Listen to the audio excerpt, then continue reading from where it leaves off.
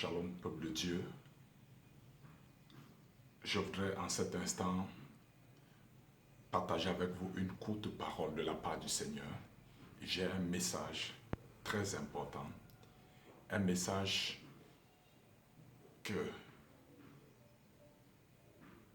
si celui qui va écouter ce message transmet le message et que cela parvienne aux concernés,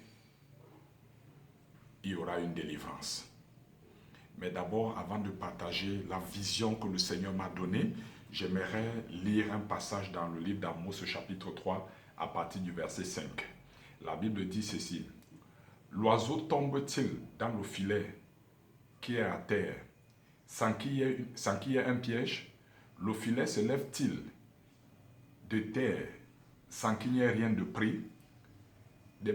Aucun oiseau ne peut tomber dans un piège sans que personne n'ait planifié ce piège, sans qu'on ait placé un piège pour pouvoir l'attraper.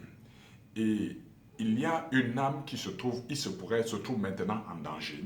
C'est pourquoi je suis là pour partager ce message avec vous. Mais le verset 6, ma Bible déclare: sonne-t-on de la trompette dans une ville sans que le peuple soit dans l'épouvante? Arrive-t-il un malheur dans une ville sans que l'Éternel en soit l'auteur? Il dit, on ne peut pas sonner la trompette et que les gens ne soient pas effrayés.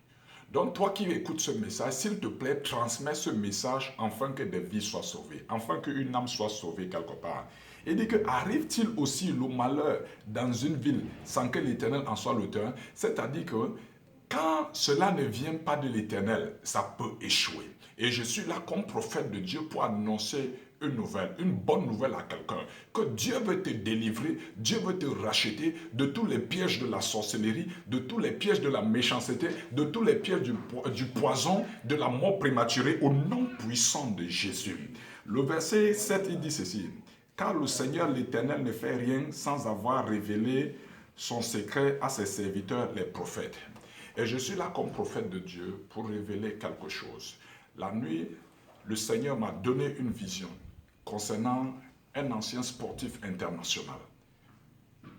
Et cet homme, et je pense si je ne me trompe, il est le premier sportif à avoir amené dans son pays une équipe nationale et une équipe nationale à un mondial.